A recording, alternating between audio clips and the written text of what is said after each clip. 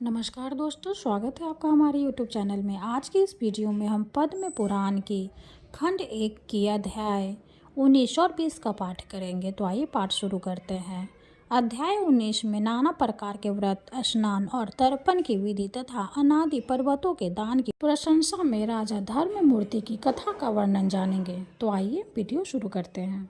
पुलशक्ति जी कहते हैं, राजन, ज्येष्ठ पुष्कर में 2, मध्यम पुष्कर में भूमि और कनिष्ठ पुष्कर में सुवर्ण देना चाहिए। यही वहाँ के लिए दक्षिणा है। प्रथम कर के देवता श्री ब्रह्मा जी, दूसरे के भगवान श्री विष्णु तथा तीसरे के श्री रुद्र हैं। इस प्रकार तीनों देवता वहाँ पृथक पृथक स्थित है।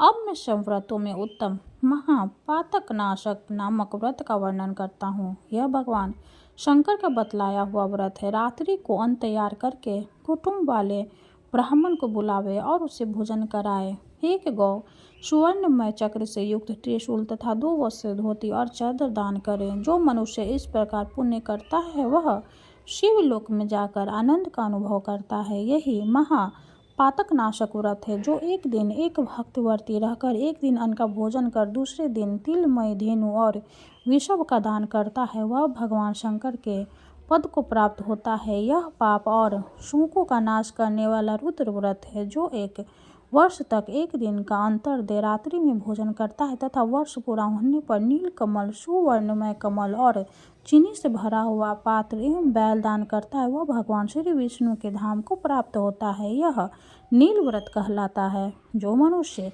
आषाढ़ से लेकर 4 महीनों तक तेल की मालिश छोड़ देता है और भोजन की सामग्री दान करता है, वह भगवान श्री हरि के धाम में जाता है। यह मनुष्यों को प्रसन्न करने वाला होने के कारण प्रतिव्रत कहलाता है। जो चैत के महीने में दही, दूध, घी और गुड़ का त्याग करता है, गौरी की प्रसन्नता के उद्देश्य से ब्राह्मण दंपत्ति का पूजन करके उन्हें उसी महीने वस्त्र और रस से भरे पात्र दान करता है, उस पर गौरी देवी प्रसन्न होती है। यह गौरी व्रत भवानी का लोक प्रदान करने वाला है। जो आषाढ़ आदि चातुर्मास में कोई भी फल नहीं खाता तथा चौमासा बीतने पर घी और गुड़ के साथ एक घड़ा एवं कार्तिक की पूर्णिमा को पुनः कुछ सुवर्ण ब्राह्मण को दान देता है, वह रुद्र लोक को प्राप्त होता है। यह शिव व्रत कहलाता है। जो मनुष्य हेमंत और शिशिर में पुष्करों को सेवन छोड़ देता है तथा अपनी शक्ति के अनुसार सोने के 3 फूल बनवाकर फाल्गुनी की पूर्णिमा को भगवान श्री शिव और श्री विष्णु की प्रसन्नता के लिए उनका दान करता है, वह परम पद को प्राप्त होता है। यह सौम्य व्रत कहलाता है। जो फागुन से आरंभ करके प्रत्येक मास की तृतीया को नमक छोड़ देता है और वर्ष पूर्ण होने पर भावनाओं की प्रसन्नता के लिए ब्राह्मण दंपत्ति का पूजन करके उन्हें शस्य और आवश्यक सामग्रियों सहित गृह दान करता है, वह 1 कल्प तक गौरी लोक में निवास करता है। इसे सौभाग्य व्रत कहते हैं। जो द्विज 1 वर्ष तक मौन भाव से संध्या करता है और वर्ष के अंत में घी का घड़ा, 2 वस्त्र, धोती और चद्दर, तिल और घंटा ब्राह्मण को दान करता है, वह सारस्वत लोक को प्राप्त होता है, जहाँ से फिर वह संसार में लौटता नहीं। यह रूप में विद्या प्रदान करने वाला सारस्वत नामक व्रत है। प्रतिदिन गोबर का मंडप बनाकर उसमें अष्टोद्धार कमल बनाए, उसके ऊपर भगवान श्री शिव या श्री विष्णु की प्रतिमा रखकर उसे घी से स्नान कराए, फिर विविध पूजा करे। इस प्रकार जब 1 वर्ष बीत जाए तब सामगान करने वाले ब्राह्मण को शुद्ध सोने का बना हुआ 8 अंगुल का कमल और तिल की धेनु दान करे। ऐसा करने वाला पुरुष शिवलोक में प्रतिष्ठित होता है। वह शाम व्रत कहा गया है। 9वीं तिथि को एक भूखे रहकर एक ही अन्न का भोजन करके कुमारी कन्याओं को भक्तिपूर्वक भोजन कराए तथा गौ, सुवर्ण, सिला हुआ अंगा, धोती, चाहर तथा सोने का सिंहासन ब्राह्मणों को दान करे। इससे वह शिवलोक को जाता है। अरबों जन्म तक सुरूपवान होता है, शत्रु उसे कभी परास्त नहीं कर पाते। यह मनुष्य को सुख देने वाला वीर व्रत नामक व्रत है। चैत्र से आरंभ कर 4 महीनों तक प्रतिदिन लोगों को बिना मांगे जल पिलाए और इस व्रत की समाप्ति होने पर अन्न, वस्त्र सहित जल से भरा हुआ माठ, तिल से पूर्ण पात्र तथा सुवर्ण दान करे। ऐसा करने वाला पुरुष ब्रह्मलोक में सम्मानित होता है। यह उत्तम आनंद व्रत है। जो पुरुष मांस का बिल्कुल परित्याग करके व्रत का आचरण करे और उसकी पूर्ति के निमित्त गौ तथा सोने का मृग दान करे, वह अधमेश यज्ञ का फल प्राप्त करता है। इसका नाम अहिस्वात है। 1 कल्प तक इसका फल भोग कर अंत में मनुष्य राजा होता है। माघ के महीने में सूर्योदय के पहले स्नान करके द्विज दंपति का पूजन करे तथा उन्हें भोजन कराकर यथाशक्ति वस्त्र और आभूषण दान करे। यह सूर्य व्रत है। इसका अनुष्ठान करने वाला पुरुष एक कल्प तक सूर्य लोक में निवास करता है। आषाढ़ आदि 4 महीने में प्रतिदिन प्रातः स्नान करे और फिर कार्तिक की पूर्णिमा के दिन ब्राह्मण को भोजन कराकर गोदान दे तो वह मनुष्य भगवान श्री विष्णु के धाम को प्राप्त होता है। यह विष्णु व्रत है जो एक अयन से दूसरे अयन तक पुष्प और घी का सेवन छोड़ देता है और व्रत के अंत में फूलों का हार, घी और मित्र मिश्रित खीर ब्राह्मणों को दान करता है। वह शिवलोक में जाता है। इसका नाम शील व्रत है। जो प्रतिदिन संध्या के समय दीप दान करता है तथा घी और तेल का सेवन नहीं करता, फिर व्रत समाप्त होने पर ब्राह्मणों को दीपक, चक्र, शूल, सोना, धोती और चादर दान करता है। वह इस संसार में तेजस्वी होता है तथा अंत में रुद्र लोक को जाता है। यह दीप्ति व्रत है जो कार्तिक से आरंभ करके प्रत्येक मास की तृतीया को रात के समय गौमूत्र में पकाई हुई जौ की लपसी खाकर आता है और वर्ष समाप्त होने पर गौ दान करता है। वह एक कल्प तक गौरी लोक में निवास करता है तथा उसके बाद इस लोक में राजा होता है। इसका नाम रुद्र व्रत है। यह सदा कल्याण करने वाला है जो 4 महीनों तक चंदन लगाकर छोड़ देता है तथा अंत में शिपी, चंदन, अक्षत और 2 श्वेत वस्त्र, धोती और चादर ब्राह्मण को दान करता है, वह वरुण लोक में जाता है। यह दृढ़ व्रत कहलाता है। सोने का ब्रह्मांड बनाकर उसे तिल की ढेरी में रखे तथा मैं अहंकार रूपी तिल का दान करने वाला हूँ, ऐसी भावना करके घी से अग्नि को तथा दक्षिणा से ब्राह्मण को तृप्त करे। फिर माला, वस्त्र तथा आभूषणों द्वारा ब्राह्मण दंपति का पूजन करके विश्वमात्मा की तृप्ति के उद्देश्य से किसी शुभ दिन को अपनी शक्ति के अनुसार 3 तोते से अधिक सोना तथा तिल सहित ब्राह्मण को दान करे। ऐसा करने वाला पुरुष पुनर्जन्म से रहित ब्राह्मण पद को प्राप्त होता है। इसका नाम ब्रह्म व्रत है। यह मनुष्यों को मोक्ष देने वाला है जो 3 दिन केवल दूध पीकर रहता है और अपनी शक्ति के अनुसार 1 तोले से अधिक सोना का कल्प वृक्ष बनवाकर उसे 1 सेर चावल के साथ ब्राह्मणों को दान करता है, वह भी ब्रह्म पद को प्राप्त होता है। यह कल्प वृक्ष व्रत है। जो 1 महीने तक उपवास करके ब्राह्मण को सुंदर गोदान करता है, वह भगवान श्री विष्णु के धाम को प्राप्त होता है। इसका नाम भीम व्रत है। जो 20 तोले से अधिक सोने की पृथ्वी बनवाकर दान करता है और दिन भर दूध पीकर जाता है, वह रुद्रलोक में प्रतिष्ठित होता है। यह धनप्रद नामक व्रत है। यह 700 कल्पांत तक अपना फल प्राप्त करता है।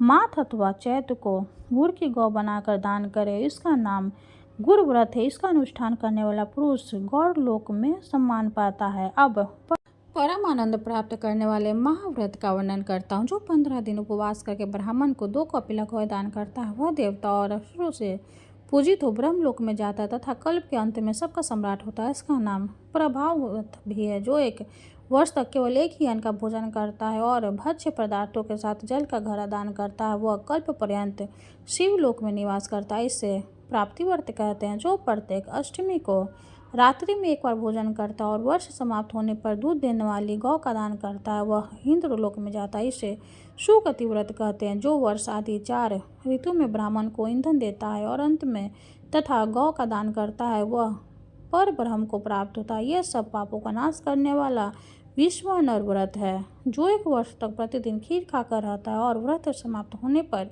ब्राह्मण को 1 गाय और 1 बैल दान करता है, वह 1 कल्प तक लक्ष्मी लोक में निवास करता है। इसका नाम देवी व्रत है। जो प्रत्येक सप्तमी को 1 बार रात्रि में भोजन करता है और वर्ष समाप्त होने पर दूध देने वाले गौ दान करता है, उसे सूर्य लोक की प्राप्ति होती है। यह भानु व्रत है। जो प्रत्येक चतुर्थी को 1 बार रात्रि में भोजन करता है, वर्ष के अंत में सोने का हाथी दान करता है, उसे शिवलोक की प्राप्ति होती है। ये वैनायक व्रत है। जो चौमासे भर में बड़े बड़े फलों को परित्याग करके कार्तिक में सोने के फल का दान करता है, हवन कराकर उसमें अंत में ब्राह्मणों को गाय बलि देता है, उसे सूर्य लोक की प्राप्ति होती है। यह सौर व्रत है। जो 12 द्वादशियों को उपवास करके अपनी शक्ति के अनुसार गौ, वस्त्र और सुवर्ण के द्वारा ब्राह्मणों की पूजा करता है, वह परम पद को प्राप्त होता है। यह विष्णु व्रत है। जो प्रत्येक चतुर्दशी को 1 बार रात में भोजन करता है और वर्ष की समाप्ति होने पर 1 गाय और 1 बैल दान करता है, उसे रुद्र लोक की प्राप्ति होती है। इससे त्रिमेवक व्रत कहते हैं। जो 7 रात उपवास करके ब्राह्मण को घी से भरा हुआ घड़ा दान करता है, वह ब्रह्मलोक को प्राप्त होता है। इसका नाम वर व्रत है जो काशी जाकर दूध देने वाली गौ का दान करता है वह एक कल्प व्रत इंद्रलोक में निवास करता है। वह मित्र व्रत है जो 1 वर्ष तक तंबाकू का सेवन छोड़कर अंत में गोदान करता है वह वरुण लोक को जाता है। इसका नाम वारुण व्रत है। जो चांद्रयान व्रत करके सोने का चंद्रमा बनाकर दान करता है उसे चंद्रलोक की प्राप्ति होती है। यह चंद्र व्रत कहलाता है। जो ज्येष्ठ मास में पंचाग्नि तप में अंत में अष्टमी या चतुर्दशी को सोने की गौ का दान करता है वह स्वर्ग लोक को जाता है। यह रुद्र व्रत कहलाता है। जो प्रत्येक तृतीया को शिव मंदिर में जाकर एक बार हाथ जोड़ता है और वर्ष पूर्ण होने पर दूध देने वाली गौ दान करता है उसे देवी लोक की प्राप्ति होती है। इसका नाम भावानी व्रत है। जो माघ वर्गीला वस्त्र पहनकर और सप्तमी को गोदान करता है वो कल्प पर्यंत स्वर्ग में निवास करके अंत में इस पृथ्वी पर राजा होता है।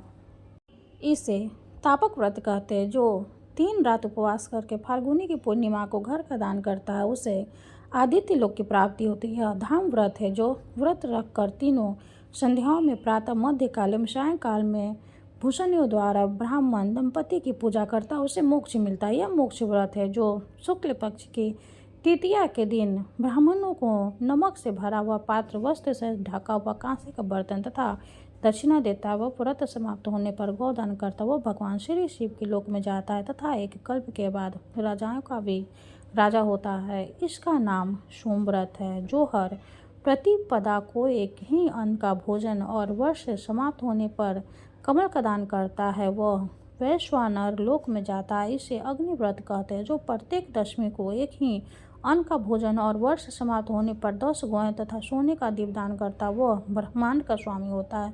इसका नाम विश्व व्रत है। यह बड़े बड़े पातकों का नाश करने वाला है। जो स्वयं कन्यादान करता तथा दूसरों की कन्या को विवाह करा देता है वह अपनी 21 पीढ़ियों सहित ब्रह्मलोक में जाता है। कन्यादान से बढ़कर कोई दूसरा दान नहीं है। विशेषतः पुष्कर में और वहाँ भी कार्तिक पूर्णिमा को जो कन्यादान करेंगे उनका स्वर्ग में अक्षय वास होगा। जो मनुष्य जल में खड़े होकर तिल की पीठी के बने हुए हाथी को रत्नों से विभूषित करके ब्राह्मणों को दान देते हैं उसे इंद्रलोक की प्राप्ति होती है। जो भक्तिपूर्वक इस उत्तम व्रतों का वर्णन पढ़ता या सुनता है वह 100 मनवंतरों का गंधर्वों का स्वामी होता है। स्नान के बिना ना तो शरीर ही निर्मल होता है और ना ही मन की शुद्धि होती है। अतः मन की शुद्धि के लिए सबसे पहले स्नान का विधान है। घर में रखे हुए अथवा तुरंत के निकाले हुए जल से स्नान करना चाहिए।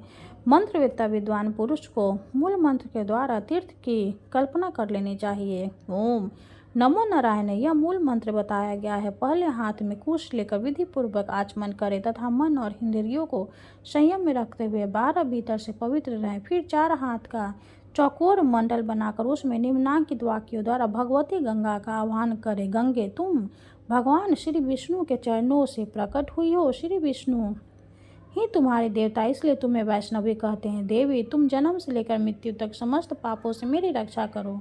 स्वर्ग पृथ्वी अंतरिक्ष में कुल 3.5 करोड़ तीर्थ है। यह वायु देवता का कथन है। माता जानवी वे सभी तुम्हारे भीतर है। देवलोक में तुम्हारा नाम नंदिनी और नलिनी है।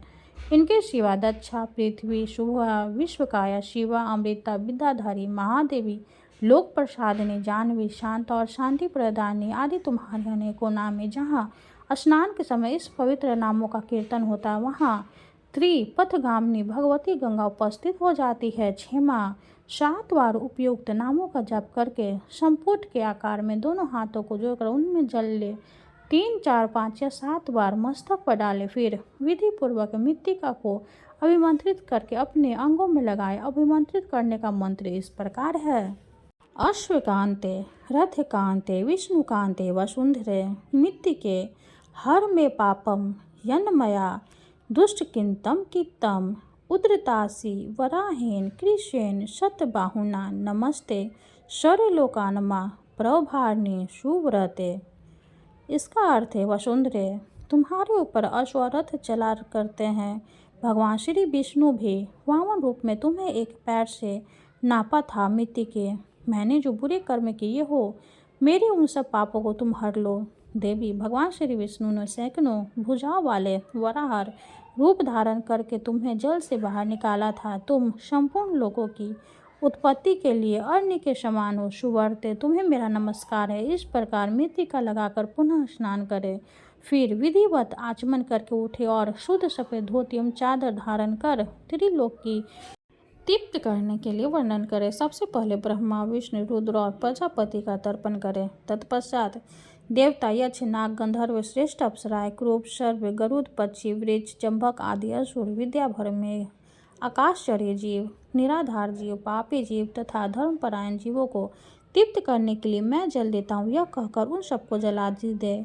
देवताओं का तर्पण करते समय यज्ञोपवीति के बाएं कंधे पर डालते रहें। तत्पश्चात उसे गले में माला की भांति कर ले और मनुष्य, ऋषियों तथा ऋषि पुत्रों का भक्तिपूर्वक तर्पण करे। सनक, सनंदन, सनातन, कपिल, आसुरी, बोधि और पंचशिखाएं सभी मेरे दिए जल से सदा तृप्त हो, ऐसी भावना करके जल्दी इसी प्रकार मरीचि, अग्नि, अंगिरा, पुलस्त्य, पुलह, क्रतु, पचेटा, वशिष्ठ, भृगु, नारद तथा संपूर्ण देवर्षियों एवं ब्रह्मर्षियों का अक्षत सहित जल के द्वारा तर्पण करे। इसके बाद यज्ञोपवीत को दाएं कंधे पर करके बाएं घुटने को पृथ्वी पर टेक कर बैठे। फिर अग्निस्वाद, सौम्य, हविष्मान, उष्मत, सुकाली, महर्षि शरद तथा आज्यम्प नाम के पर्वतों का तिल और चंदन युक्त जल से भक्तिपूर्वक तर्पण करें। इसी प्रकार हाथों में कुश लेकर पवित्र भाव से परलोकवासी पिता, पितामह आदि और माता आदि का नाम गोत्र का उच्चारण करते हुए तर्पण करें। इस क्रम से विधि और भक्ति के साथ सबका तर्पण करके इस मंत्र का उच्चारण करें। ये बांधवा बांधवा ये निर्जन्मिनी बांधवा ते तृप्ति मखिला यान्तु यप्ष समत्वय कांक्षिना। इसका अर्थ है जो लोग मेरे बांधव ना हो, जो मेरे बांधव हो तथा जो मेरे बांधव हो तथा जो दूसरे किसी जन्म में मेरे बांधव ना रहे हो, वे सब मेरे दिए हुए जल से तृप्त हो। उनके सिवा और भी जो कोई प्राणी मुझसे जल की अभिलाषा रखते हो, वे भी तृप्त लाभ करें। तत्पश्चात विधि पूर्वक आचमन करके अपने आगे पुष्प और अक्षतों से कमल की आकृति बनाए। फिर यत्न पूर्वक सूर्य देव के नामों का उच्चारण करते हुए अक्षत, पुष्प और रक्त चंदन मिश्रित जल से अर्घ्य दे। अर्घ्य का दान मात्र मंत्र इस प्रकार है। नमस्ते विश्वरूपाय, नमस्ते ब्रह्मरूपिणे, सहस्त्र समय नित्यम, नमस्ते सर्व तेजसे, नमस्ते रुद्रवपुषे, नमस्ते भक्तवत्सल पदनाम, नमस्ते शु कुंडलांग भूषित, नमस्ते स्वर्लोकेशु सुप्तांसामो प्रति बुंधे से सुकृत दुष्कृत चैव सर्व पश्यसि सर्वदा सत्य से देव, नमस्ते तु प्रसिद्ध मम भास्कर दिवाकर, नमस्ते सुप्रभाकर, नमस्ते सुते। इसका अर्थ है भगवान सूर्य आप विश्व रूप और ब्रह्म रूप है, इन दोनों रूप में आपको नमस्कार है। आप सशस्त्र किरणों से सुशोभित और सबसे तेज रूप है, आपको सदा नमस्कार है। भक्त वत्सल रुद्र रूपधारी आप परमेश्वर को बारंबार नमस्कार है। कुंडल और अंगद आदि आभूषणों से विभूषित पद नाम आपको नमस्कार है। भगवान आप संपूर्ण लोकों के सोए हुए जीवों को जगाते हैं, आपको मेरा प्रणाम है। आप सदा सबके पाप पुण्य को देखा करते हैं। सत्यदेव आपको नमस्कार है। भास्कर मुझ पर प्रसन्न हुए। दिवाकर आपको नमस्कार है। प्रभाकर आपको नमस्कार है। इस प्रकार सूर्यदेव को नमस्कार करके 3 बार उनकी पद रचना करें। फिर दिन गौ और सुवर्ण का स्पर्श करके अपने घर में जाए और वहां भगवान की पावन प्रतिमा का पूजन करें। पहले ब्राह्मणों को भोजन करा, पीछे स्वयं भोजन करें। इस विधि से नित्य कर्म करके समस्त ऋषियों ने सिद्धि प्राप्त की है। पुलस्त्य जी कहते हैं, राजन पूर्व काल की बात है, बिहत नामक कल्प से धर्ममूर्ति नाम के एक राजा थे जिनकी इंद्र के साथ मित्रता थी। उन्होंने सशस्त्रों दैत्यों का वध किया था। सूर्य और चंद्रमा भी उनके तेज के सामने प्रभाहीन जान पड़ते हैं। उन्होंने सैकड़ों शत्रुओं को परास्त किया था। वे इच्छानुसार रूप धारण कर सकते थे। मनुष्यों से उनकी कभी पराजय नहीं हुई थी। उनकी पत्नी का नाम था भानुमति। वह त्रिभुवन में सबसे सुंदरी थी। उसने लक्ष्मी की भांति अपने रूप से देव सुंदरियों को भी मात कर दिया था। भानुमति ही राजाओं को पटरानी भी। वे उसे प्राणों से भी बढ़कर मानते थे। एक दिन राज सभाएं बैठी हुई महाराज धर्ममूर्ति विस्मय विमुग्ध हो अपने पुरोहित मुनिश्रेष्ठ वशिष्ठ को प्रणाम करके पूछा, भगवान किस धर्म के प्रभाव से मुझे सर्वोत्तम लक्ष्मी की प्राप्ति हुई है? मेरे शरीर में जो सदा उत्तम और विपुल तेज भरा रहता है, इसका क्या कारण है?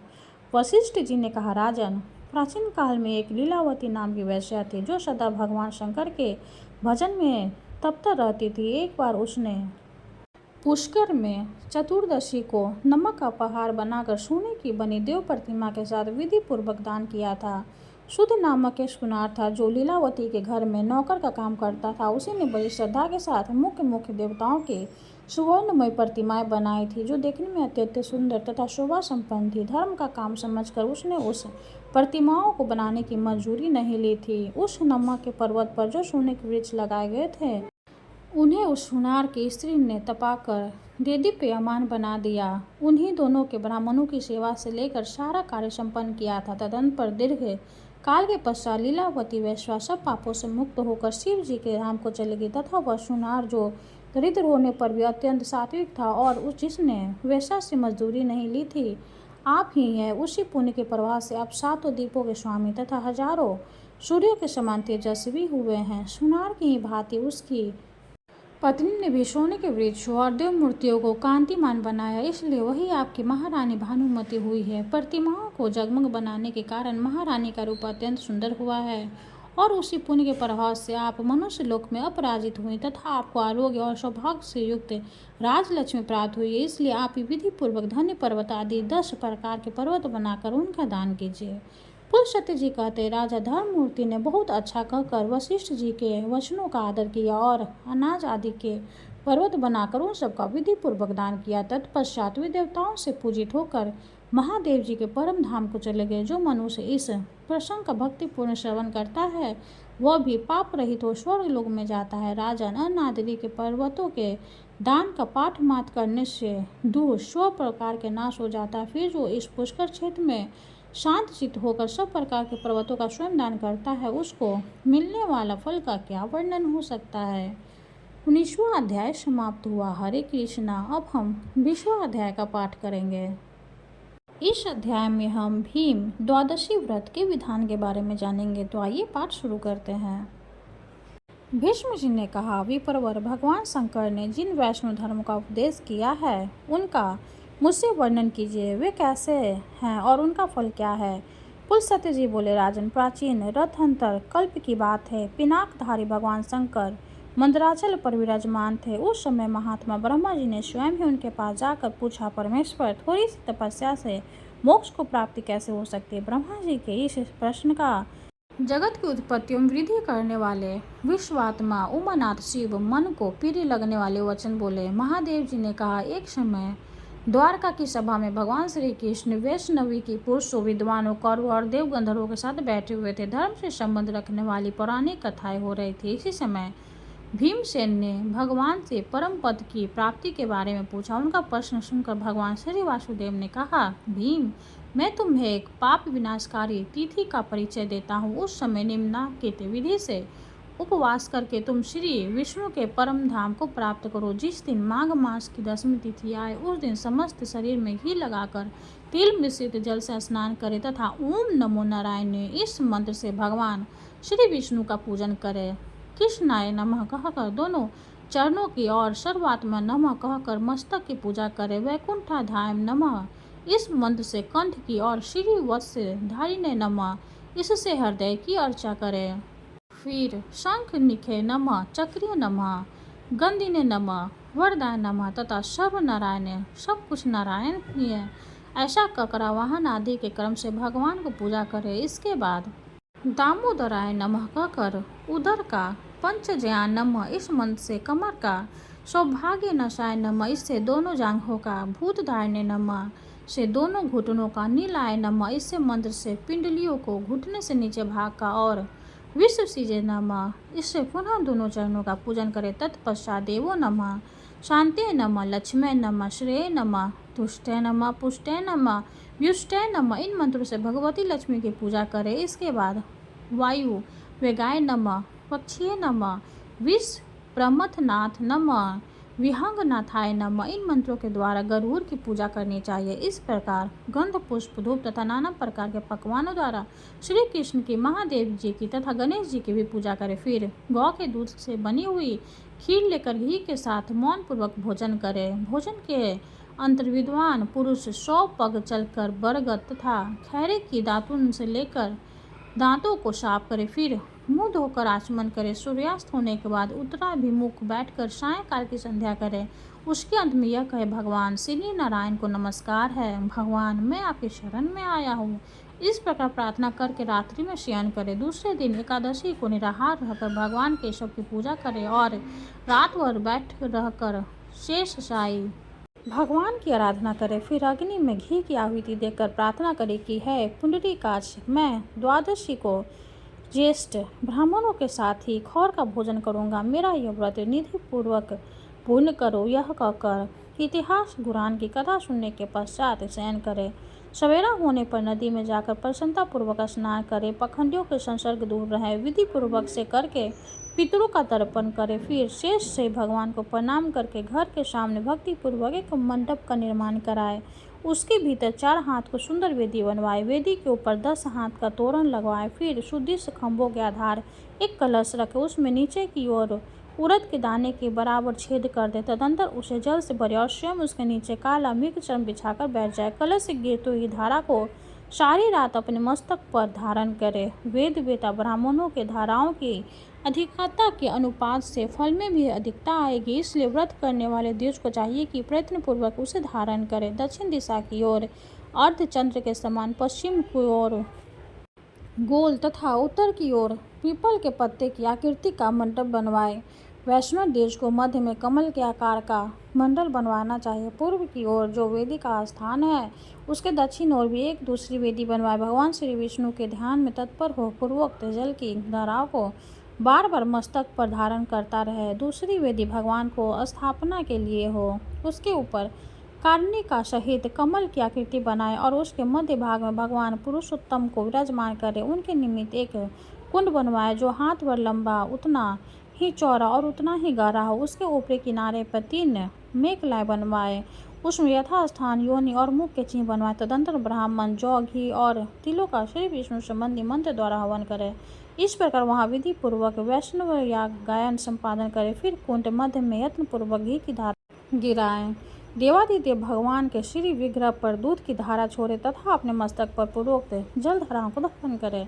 घी की धारा मटक की दाल के बराबर मोटी होनी चाहिए, परंतु दूध और जल की धारा अपनी इच्छा के अनुसार मोटी या पतली किया जा सकता है। यह धारा रात भर अवच्छिन्न रूप से गिरती रहनी चाहिए। फिर जल से भरे हुए 13 कलशों की स्थापना कर वे नाना प्रकार के भक्ष्य पदार्थों से युक्त और श्वेत वस्तुओं से अलंकृत होने चाहिए। उनके साथ चंदोला, उदुम्बर पात्र और पत्र रत्न का होना भी आवश्यक है। वहाँ 4 ऋग्वेदी के ब्राह्मण उत्तर की ओर मुख करके हवन करें। 4 यजुर्वेदी विप्रयुक्त धारणाएं पाठ करें तथा 4 सामवेदी ब्राह्मण वैष्णव शाम का ग्रहण करें। उपयुक्त वारों ब्राह्मणों को वस्त्र, पुष्प, चंदन, अंगूठी, करे, सोने की जंजीत, वस्त्र तथा शयन आदि देकर उनका पूर्ण सत्कार करे। इस कार्य में धन की कृपणता न करे। इस प्रकार गीत और मांगलिक शब्दों के साथ रात्रि व्यतीत करे। उपाध्याय, आचार्य या पुरोहित को सब वस्तुएं अन्य ब्राह्मणों को अपेक्षा धुनी मात्रा में अर्पण करे। रात्रि के बाद जब निर्मद प्रभात का उदय हो तब शयन से उठकर 13 गौदान करनी चाहिए।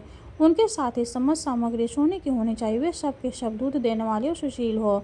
उनके शौक सोने से और खूर चांदी से मढ़े हुए हो तथा उन सबको वस्त्र ओढ़ कर चंदन से विभूषित किया गया हो।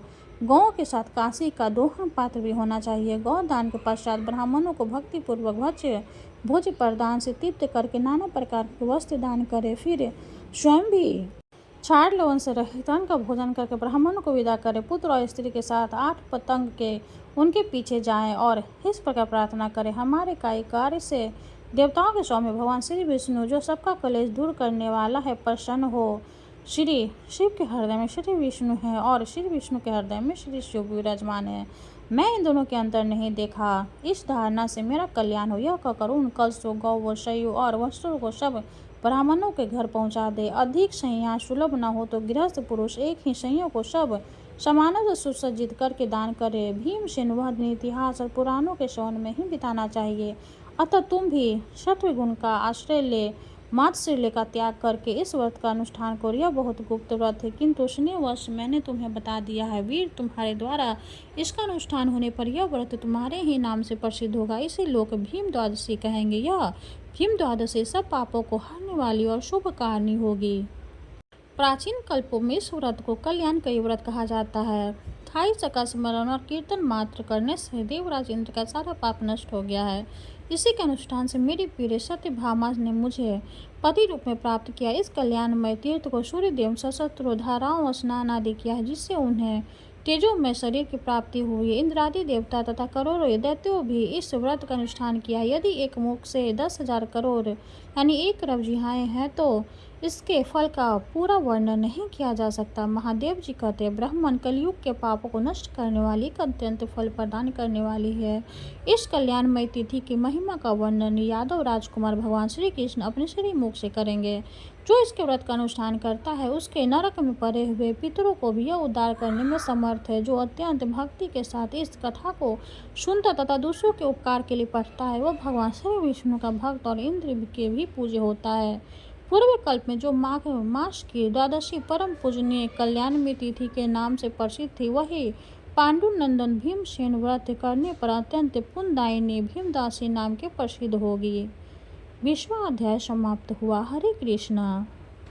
अब हम भगवान सूर्य चालीसा का पाठ करेंगे और सूर्य देव की आरती करेंगे। कनक बदन कुंडल मकर मुक्ता माला अंग पद्मासन स्थित ध्याय शंख चक्र के संग।